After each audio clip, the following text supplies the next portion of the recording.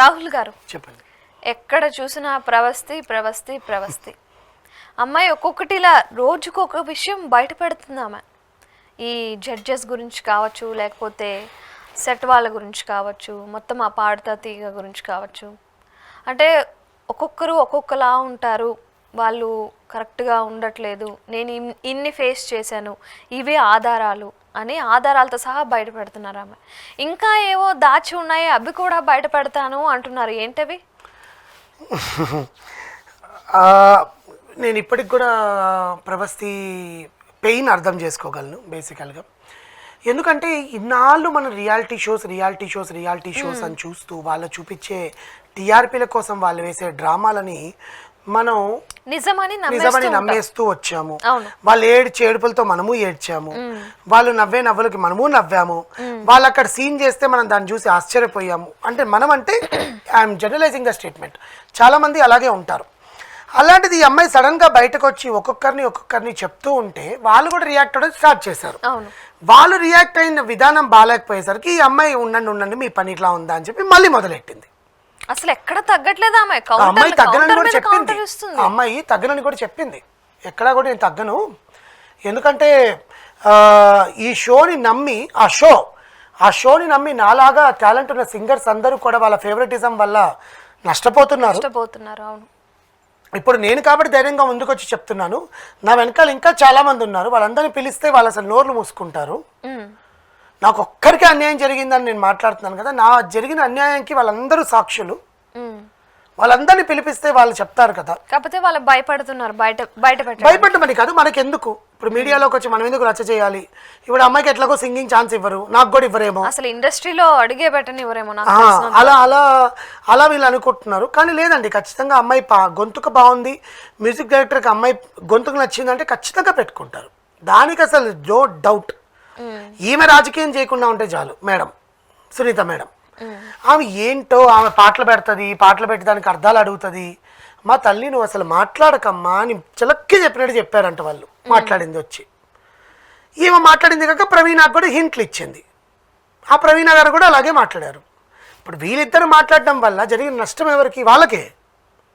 అమ్మాయికైతే నష్టం జరగలేదు. ఏం ప్రూవ్ చేశారండి? వాటికి కూడా కౌంటర్ ఇచ్చింది ప్రవస్తి. అసలు వాళ్ళ ముందు ఏం పెట్టారని ప్రూవ్ చేస్తున్నారు? అమ్మాయి ఏమైనా చూపించిందా? మన సునీత గారు లేకపోతే ప్రవీణ గారు ఏమైనా చూపించారు? అమ్మాయి చూపించిందిగా ప్రవస్తి. దానికి ఏమంటారు? మీకు అర్థమవుతుందా? సో ప్రవస్తి ఏదైతే తన దగ్గర ఉండే ఆధారాలు, వాయిస్ నోట్లు, మెసేజ్లు, స్క్రీన్ షాట్స్, తన ఫ్రెండ్కి జరిగిన అన్యాయం ఇవన్నీ కూడా నేను పెడతాను, దానికి సమాధానం ఇవ్వండి అంటుంది. కానీ ఆ ప్రశ్నలకు సమాధానం అయితే రాలేదు, బయటికి రావు. ఇంకెందుకు వస్తాయి? అమ్మాయిని కాంటాక్ట్ అవ్వడానికి ట్రై చేస్తారు. అండ్ ఇవన్నీ సరిపోవు అన్నట్లు వాళ్ళని సపోర్ట్ చేస్తూ, ఎవరైతే జడ్జెస్ ఉన్నారో వాళ్ళని సపోర్ట్ చేస్తూ చాలా మంది కొంచెం సింగర్స్, కంటెస్టెంట్స్ సపోర్ట్ చేస్తూ వీడియోస్ అయితే పెట్టారు. మీరు చూసారో లేదో, ఒక 6-7 పెట్టారు. లిప్సికా పెట్టింది, హరిణి పెట్టింది, మాలవిక పెట్టింది, అందరు పెట్టారు. అదే సపోర్ట్ చేస్తూ పెట్టారు. కానీ ఈ అమ్మాయి చెప్పిన దాంట్లో నిజం లేకపోదు కదా అని చాలా ఎక్కువ శాతం ఆలోచించే వాళ్ళు ఉన్నారు. మీకు అర్థమైందా? ప్రవస్తి చెప్పే దాంట్లో నిజం ఉంది అని ఎక్కువ శాతం ఆలోచింప చేసే వాళ్ళు ఉన్నారు, మనల్ని కూడా. అంటే సునీత గారు తప్పు చేసేసారు, ఖచ్చితంగా వాళ్ళు బ్లండర్ చేశారని కాదు. The way you are showing difference to the people matters. అంతేనా? ఒక కాంపిటీషన్కి వచ్చినప్పుడు అందరిని ఒకేలా చూడు.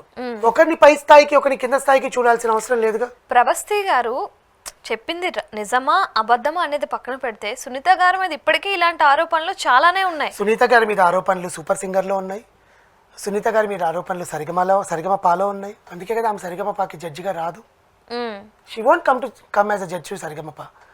సూపర్ సింగర్లో కూడా ఆమెను జడ్జిగా తీసుకోవట్లా. ఆమెను ఇప్పుడు పాడుతా తీయగాలో ఎందుకు జడ్జిగా తీసుకున్నారు అంటే ఒకే ఒక రీజన్, బాలసుబ్రహ్మణ్యం గారికి దగ్గరగా ఉండే ఒక వ్యక్తిపరంగా ఆమె చాలా మంచిది అని చాలా మంది అంటారు. కానీ బట్ నేను ఎప్పుడు వ్యక్తిపరంగా ఆమెని చూడలేదు, కలవలేదు. But she is an arrogant person అని మనకు చూస్తున్న బట్టి అర్థమైపోతుంది. ఓకే, ఆమె మనసులో ఎన్ని బాధలు ఉన్నాయో, ఆమె పిల్లల గురించి ఆమె ఎంత ఆలోచిస్తుంటారో, ఆమె వ్యక్తిత్వం ఎలాంటిదో మనం మాట్లాడడానికి ఇక్కడ రాలా. ఒక కంటెస్టెంట్ని నువ్వు అంతా తక్కువ చేసి చూడాల్సిన అవసరం లేదు. ఒక షోలో నేను నిన్న ఒక ఎపిసోడ్ చూసానండి, దాని గురించి మాట్లాడతా. నాంపల్లి స్టేషన్ కాడ అనే సాంగ్ అమ్మాయి అది అందరు చూసే ఉంటారు, లీడ్స్ లో చాలా వస్తుంది, దాన్ని మీమ్స్ చేస్తా ఉన్నారు, కింద సునీత గారు మహానటి మహానటి అని పెడతా ఉన్నారు అవన్నీ కూడా. సో నాంపల్లి స్టేషన్ కాడ సాంగ్ ఎస్పి శైలజ గారు పాడారు, చాలా అద్భుతంగా పాడారు ఆ పాటని. ఈ అమ్మాయి గొంతుకులో పాడింది. ఓకే, పాడిన తర్వాత నువ్వు ఒక జడ్జిగా ఏం చెప్పాలి, అది నాకు లాస్ట్లో గో అని వినపడుతుందా, ఓ అని వినపడుతుందా, ఆ అని వినపడుతుందా అని అడిగింది. మళ్ళీ వినొచ్చుగా, పాడమని చెప్పచ్చు కదా, నువ్వు కరెక్ట్ చేయొచ్చు కదా.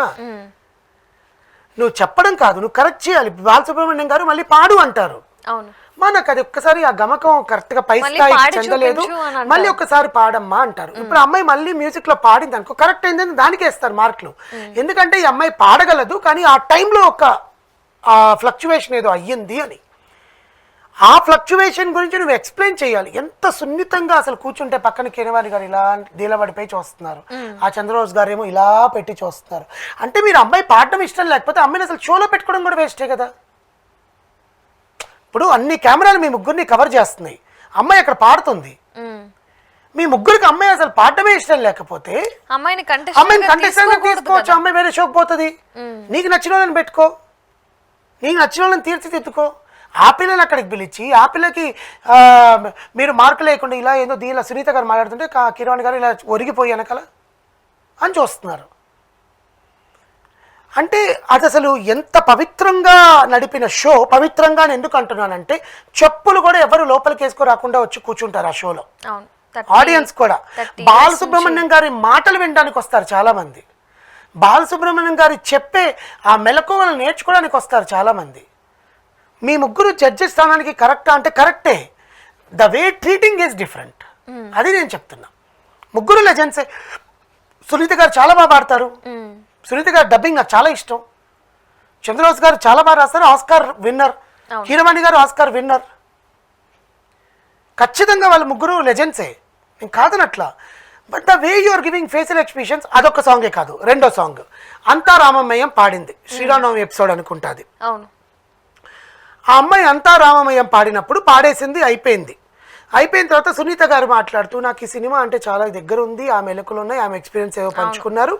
ఓకే, అంటే నువ్వు ట్రై చేసావు పాడడానికి, అంతగా బాల్లా, ఓకే ఫైన్. ఎందుకంటే ఆ పాట పాడింది బాలసుబ్రహ్మణ్యం గారు. మేల్ వాయిస్లో ఉండే మెలకువలు, మేల్ వాయిస్లో ఉండే గమకాలు అమ్మాయికి పలకడం కష్టం అవుతుంది.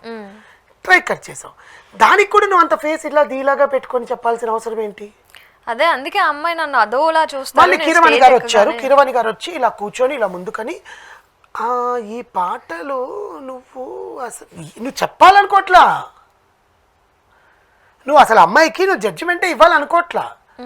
మీ ముగ్గురికి అంత ఇబ్బందిగా ఉన్నప్పుడు ఒక సింగర్ వచ్చి పాడుతుంటే షో యాజమాన్యానికి చెప్పచ్చు, ఆ అమ్మాయి పాడుతుంటే మాకు ఎందుకో ఎక్కట్లేదండి, అమ్మాయి మేబీ గ్రేట్ సింగర్ అయి ఉండొచ్చు కానీ మా మైండ్లోకి ఎక్కట్లేదు, అదే రీజన్ ఏమో ఎలిమినేషన్కి, అదే చెప్తున్నా, మా మైండ్లోకి ఎక్కట్లేదు, సో అమ్మాయిని పంపించేయండి, మేము వేరే కంటెస్టెంట్ పెట్టుకుంటామంటే షో యాజమాన్యం ఏదో ఒకటి చెప్పేస్తారు అమ్మాయికి.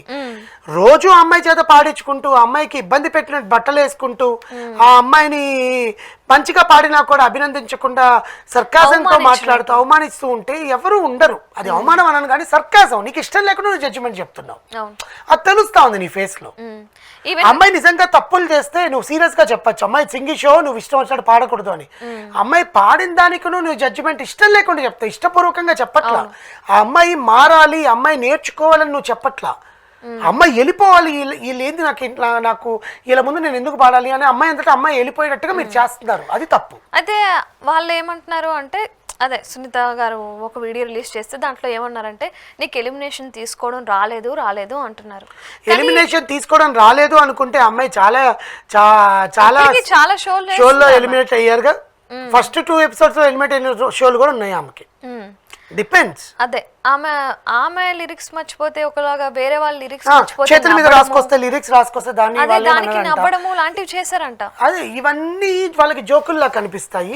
ఈ అమ్మాయి గమకం అటు ఇటు సీరియస్ అవుతుంది. అదే నేను చెప్తున్నానండి, ఇక్కడ ఈ అమ్మాయి తప్పు లేదు, వాళ్ళ తప్పు లేదు. వాళ్ళ తప్పు ఏంటంటే వాళ్ళు చేసింది షో యాజమాన్యానికి చెప్పాలి, ఈ అమ్మాయి మాకు కొంచెం మైండ్కి ఎక్కట్లేదు అని. పాపం ప్రవస్తి సో యాజమాన్యానికి అప్పుడు ఓకే చాలాసార్లు అంటే ఈ అమ్మాయి ఓకే ఫైన్ నేను వెళ్ళిపోయి ఉండేవాళ్ళు అగ్రిమెంట్ కూడా చదవకుండా తొందరగా సైన్ చేయండి అన్నారంట. అవును. సో వాళ్ళ వ్యక్తిగతంగా కూడా వాళ్ళు ఎలా ఉన్నారనేది అక్కడ చూపించుకోలేని పరిస్థితుల్లో వాళ్ళని పెట్టేశారో నీ అమ్మాయి వాపోతుంది. సో ఈ అమ్మాయి దీన్ని ఎంతవరకు కొనసాగిస్తావమ్మా అని అడిగితే ఆ షో ఎవరైతే చూడకుండా ఉంటారో ఎప్పుడైతే ఆ షో ఆపేస్తారో వీళ్ళతో ఓకే. అప్పటిదాకా నేను ఉంటాను. లేదా ప్రొడక్షన్ కంపెనీ మార్చాలి. జడ్జెస్ అయినా మార్చండి. జడ్జెస్ మార్చాల్సిన అవసరం లేదు. ప్రొడక్షన్ కంపెనీ మారిపోతే ఆటోమేటిక్గా వీళ్ళు కూడా మారిపోతారు. ఓకే, చూద్దాం ఇంకా ఏమేమి నిజాలు బయటపడుతుందో. Thank you so much.